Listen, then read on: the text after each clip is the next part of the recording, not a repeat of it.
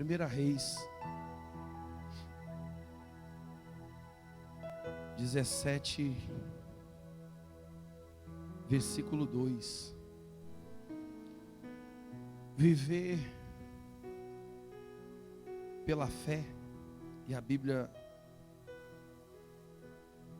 ela diz isso, né? Meu justo viverá pela fé. E o que é fé? Fé é certeza. Certeza das coisas que se esperam, não daquelas que já chegaram.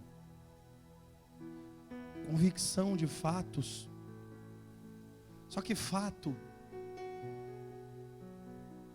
é uma coisa consistente. É fato que tem um suporte ali, ó. É fato que tem um extintor ali. Então, se você olhar, todos vão ver aquilo. É fato, está ali. Ninguém pode contestar, sendo que a coisa está ali, ó. Todo mundo está vendo. E aí você olha ali. Qualquer um que tente falar para você que não há extintor nenhum aqui, não tem como isso entrar dentro de você, como essa ideia, ela ser concebida dentro de você, porque por mais que alguém diga, não há extintor aqui, quando você olha, você vê o quê? Isso é um fato. Só que olha o que a Bíblia fala a respeito da fé, sobre fatos que ainda não se veem.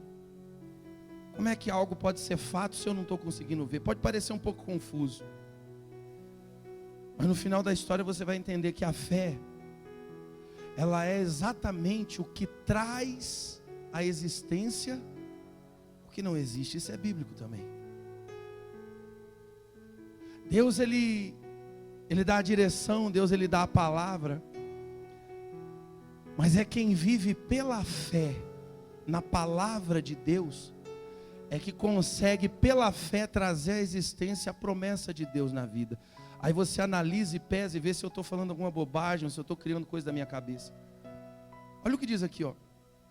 Veio-lhe a palavra do Senhor dizendo: retira-te daqui, vai para o lado oriental e esconde-te junto às torrentes de Querite, fronteira com o Jordão. Beberás da torrente, e ordenei aos corvos que ali mesmo te sustentem. Foi, pois, e fez segundo a palavra. Sabe quem é que está falando esse versículo 2? Quem é que está ditando isso? É o próprio Deus. Falando com quem? Com Elias. Elias foi um profeta, o maior, né? Profeta. Deus está falando para ele: ô Elias, é o seguinte, vai vir um problema agora, vai vir uma dificuldade agora, e é necessário que assim seja. Eu não vou entrar nesse detalhe, numa outra ocasião a gente fala sobre isso. E você vai fazer o seguinte, você vai pegar esse caminho aqui, você vai para tal lugar. Chegando lá, você vai beber da água daquele lugar, e eu já ordenei aos corvos que levem o sustento para você, que deem para você aquilo que você precisa para comer, para se alimentar, para se manter forte. Versículo 5 diz: foi, pois, e fez segundo a palavra do Senhor. Retirou-se e habitou junto à torrente de Querite, fronteira ao Jordão. Os corvos lhe traziam pela manhã pão e carne, como também pão e carne ao anoitecer. E bebia da torrente, mas passado dias, a torrente secou, porque não chovia sobre a terra, estava seco. Quem que mandou ele ir até aquele lugar? Por favor, gente, pode falar comigo, não tenha medo não. Quem mandou ele ir para aquele lugar? Quem falou para ele que ele ia beber água daquele lugar? Quem falou que o pássaro ia levar o sustento para ele? Então a direção veio de quem? E ele foi e obedeceu. Seguiu a palavra de Deus. Só que quando o tempo foi passando, está escrito que num determinado dia, a água daquela torrente, a água daquele lugar secou. Só que quem tinha mandado ele para lá era Deus. Onde eu estou querendo chegar com esse trechinho que eu estou lendo para você? a gente entende as coisas às vezes de uma maneira que não é muito a certa. A gente imagina que se Deus está no negócio, se Ele está agindo na minha vida em tal área, em tal aspecto, em tal situação, então todas as coisas ali vão de acordo com aquilo que eu acredito que sejam necessárias para que aconteça na minha vida. Porque são as coisas boas que entusiasmam a gente. São as respostas positivas que são como combustível para a gente continuar. Quando a gente se alegra, que a gente se entusiasma a seguir. De repente você está aqui hoje e você está se deparando, batendo de frente uma parede, uma muralha. A notícia que chegou é ruim, uma porta se fechou, o diagnóstico não foi muito legal, o que eu ouvi do fulano não me agradou. Eu tinha feito planos, eu imaginei que seria assim, eu achei que aconteceria assado, porque eu orei muito para que Deus abrisse essa porta para mim, colocasse esse caminho diante de mim, usasse essa forma, essa maneira, essa situação para que isso ou aquilo acontecesse, seja dentro da sua casa, seja em você mesmo, sejam nas coisas que te cercam, não importa. E Deus até agiu, Ele trabalhou naquilo ali, Ele até começa ali. Só que a Bíblia também diz que os caminhos de Deus não são os nossos, a forma de Deus agir não é a nossa. E aí no meio daquela caminhada vem uns atropelos, vem umas dificuldades. E o que elas fazem? Elas desanimam a gente, elas entristecem a gente. Elas vão tirando a vontade da gente de continuar. Alguém esses dias estava falando, eu não tenho vontade de mais nada. Você sabe o que isso quer dizer? Não quer dizer que a pessoa tem um demônio. Teve um tempo na minha vida, na minha caminhada, já faz mais de 25 anos que eu estou nessa caminhada de pregar a palavra, de viver dentro de ministérios. E graças a Deus, eu descobri um dia que eu não precisava do ministério para ser de Deus. Não era a placa que me fazia ser de Deus. Não é o título que me faz ser de Deus.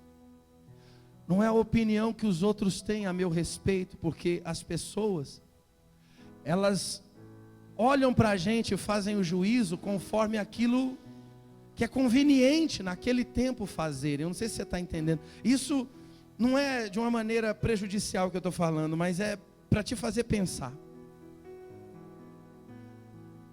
E eu fui saindo de alguns lugares por onde eu passei.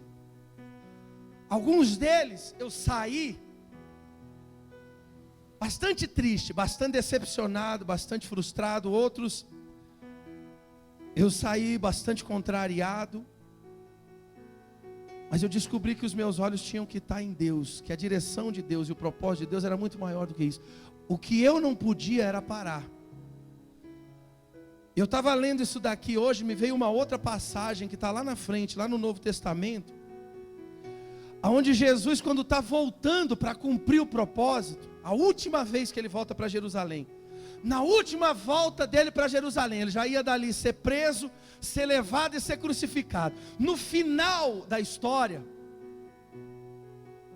quando ele deveria chegar e olhar para Jerusalém e ver uma Jerusalém transformada, fortalecida, firme, alicerçada, voltada para Deus, uma Jerusalém que tivesse abandonado aquilo tudo que fosse só religiosidade falsa, independente da situação que vivia, mas com o coração voltado para Deus, aonde ele encontrasse um entusiasmo, uma força, um ânimo para seguir em frente. Eu vou sofrer, mas eu vou sofrer por causa disso, ó. Olha o fruto de tudo isso. O que é que ele vê?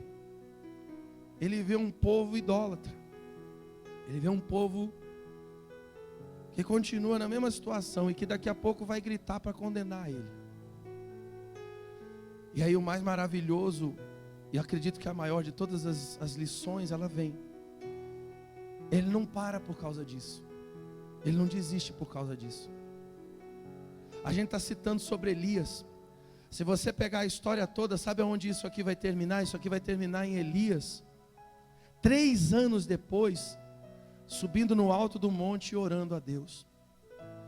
Deus fala para ele, vai para tal área, vai para tal terra, você ali vai ter isso, vai ter aquilo. Ele vai. Quando aquilo ali seca, quando aquilo ali para, Ao invés dele reclamar, dele se voltar para Deus, dele se revoltar contra Deus, dele achar ruim, dele parar, dele se entristecer, dele falar: eu não aguento mais, eu não quero mais. Sabe o que ele fez? Continuou ouvindo a voz de Deus. Ele continua obedecendo a Deus, porque a força que ele precisa vem daquilo que Deus fala com ele, da proximidade dele com Deus, da comunhão dele com Deus. Não era o lugar que dava o suprimento para ele, mas a comunhão que ele tinha com Deus. O importante hoje não é você sair daqui membro dessa igreja. Aliás, isso é o que menos importa. Não é você sair daqui falando: eu sou evangélico, eu sou crente. Não é isso. O importante é você sair daqui crendo e vivendo a palavra. A gente está vivendo um tempo onde as pessoas deveriam ter despertado, e está buscando hoje mais do que em qualquer outro tempo na história da vida delas tivessem buscado. Estivessem mais firmadas com Deus do que nunca antes tiveram, entregando, se rendendo, buscando a força, buscando a direção, buscando o caminho. Mas as pessoas estão vivendo como? Se der eu faço, conforme for, se for possível. Você está entendendo alguma coisa? Quem está entendendo?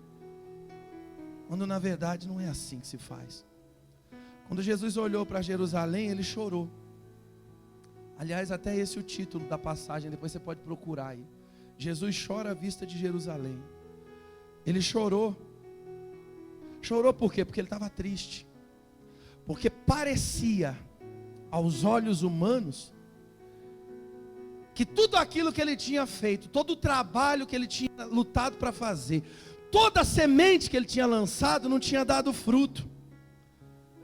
Mas ele não parou por ali, ele continuou. Hoje, eu e você só estamos aqui por causa daquilo que ele fez.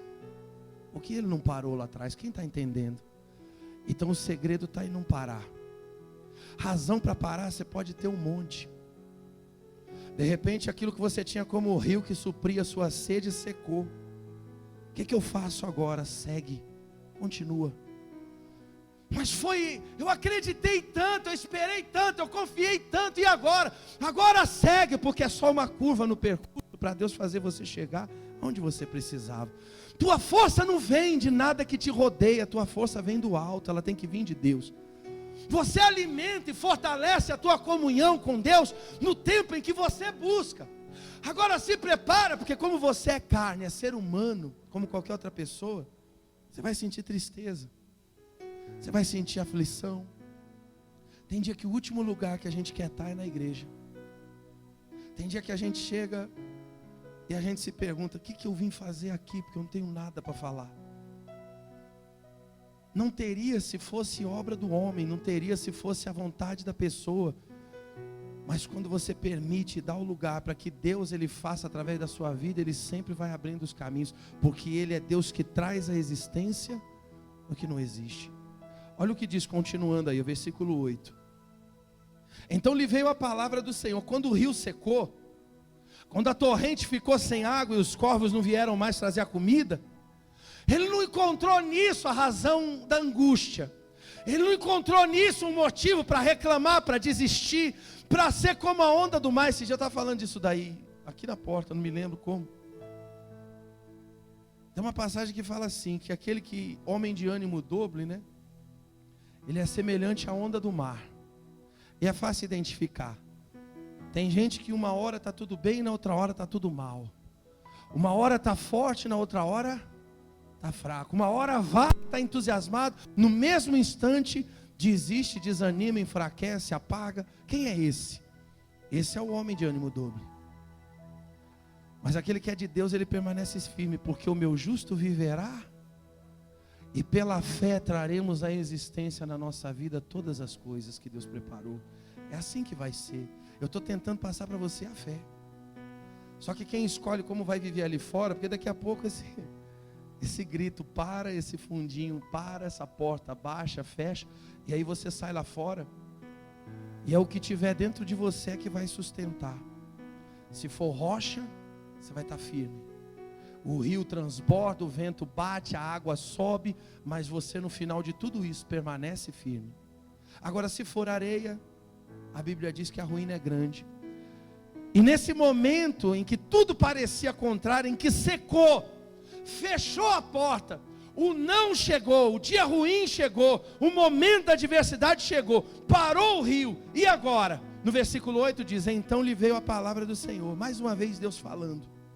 E para você ouvir a voz de Deus, você tem que crer. Dispõe-te e vai a Serepta, que pertence a Sidom, e demora-te ali, aonde ordenei a uma mulher viúva que te dê comida. Então se levantou e se foi a Serepta. Chegando à porta da cidade, estava ali, por favor gente, estava ali uma mulher viúva. Bate com a palavra de Deus? Bate com o que Deus falou para ele? Bate. Apanhando lenha, ele a chamou e lhe disse: traz-me, peço-te uma vasilha de água para eu beber. Indo ela buscar, ele a chamou e disse: traze-me também um bocado de pão na tua mão. Porém ela respondeu: tão certo como vive o Senhor teu Deus, nada, quanto? Nada tenho cozido, há somente um punhado de farinha numa panela e um pouco de azeite numa botija. E vê aqui, apanhei 2 cavacos e vou preparar esse resto de comida para mim e para. Bate com o que Deus falou para ele? Bate ou não? Fala comigo, gente. Bate? Bate nada. Como bate? Deus falou: já ordenei ela que te alimente. Ou não foi isso que ele falou? Que te dê o que? E quando ele chega lá e vê aquela mulher e conversa com ela, a mulher fala que está preparando comida para ele. A mulher fala que sentiu no coração dela um desejo de preparar alguma coisa para ele. Está na cabeça dela a preocupação de dar alguma coisa para ele comer? Então aparentemente não bate. Aqui ele vai trazer à existência o que ainda não existe. Você está entendendo o exemplo? A palavra é completa. E aí ele usa da fé dele e ele vai falar para ela: vai, faz para você, faz para o teu filho, mas faz primeiro para mim. Faz do jeito que eu estou te falando, porque Deus vai te abençoar. Foi a ocasião e o momento dele usar a fé dele fazer aquilo que Deus tinha falado para ele. Eu não sei se eu estou sendo claro o suficiente. Às vezes, a circunstância que cerca a gente tem a aparência de que nada está acontecendo como Deus preparou, ou como Deus colocou dentro de nós. Cabe a nós usarmos a nossa fé em Deus para trazer à existência aquilo que ainda não existe. Eu não sei o que está faltando existir na sua vida, mas se você crê e usar a tua fé, Ele vai trazer à existência o que você precisa. Fica de pé no seu lugar, por favor.